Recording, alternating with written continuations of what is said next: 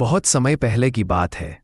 भारत की पावन धरती पर एक ऐसा राज्य था जहां मिट्टी में स्वाभिमान बसता था। नाम था मेवाड़। और वही जन्मा एक योद्धा, एक ऐसा वीर जिसकी तलवार से नहीं, उसकी आत्मा से दुश्मन कांपते थे। नाम था महाराणा प्रताप।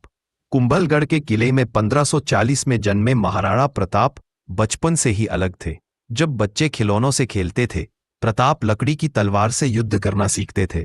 उनकी माँ जयवंता बाई उन्हें रोज एक ही बात सिखाती, बेटा, जीवन में चाहे कुछ भी हो पर आत्मसम्मान मत खोना। प्रताप बड़े हुए। वो सिर्फ एक योद्धा नहीं, एक विचार बन चुके थे। राजा बने तो शुरू हुआ सबसे बड़ा संघर्ष अकबर से। अकबर चाहता था कि प्रताप उसकी सत्ता स्वीकार करे। दूत भेजे गए। राजदूत बोले, अकबर तुम्हें सम्मान देगा, सोने की गद्दी देगा, बस सिर झुका दो। प्रताप ने दहाड़ते हुए कहा, राजपूत का सिर कट सकता है, झुक नहीं सकता। और फिर आया इतिहास का वो मोड़ जिसे हल्दी घाटी का युद्ध कहा जाता है। 21 जून 1576।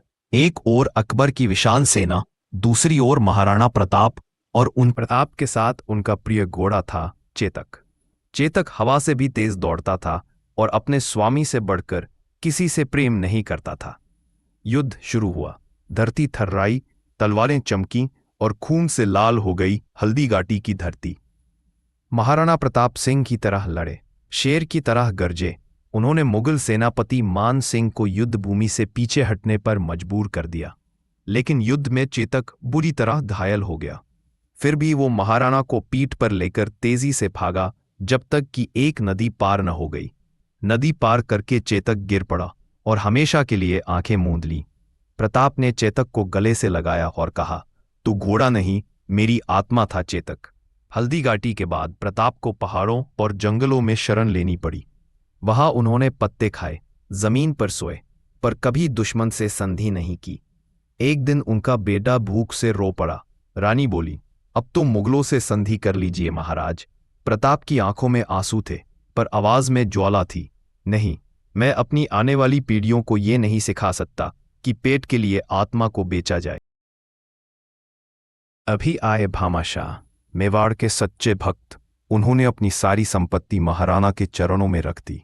महाराज, इससे फिर से सेना बनाइए, हम सब आपके साथ हैं। प्रताप फिर खड़े हुए, फिर से सेना बनाई, फिर से किले जीते। एक एक करके मेवाड़ की भूमि पर से मुगलों का असर खत्म करने लगे। और जब अकबर ने देखा कि प्रताप झुकने वाला नहीं, तो वो भी चुप हो गया। साल 1597 में 57 वर्ष की उम्र में महाराणा प्रताप ने अंतिम सांस ली। उनके आखिरी शब्द थे, मैंने सिर नहीं झुकाया, मेवाड़ आजाद है, यही मेरी विजय है।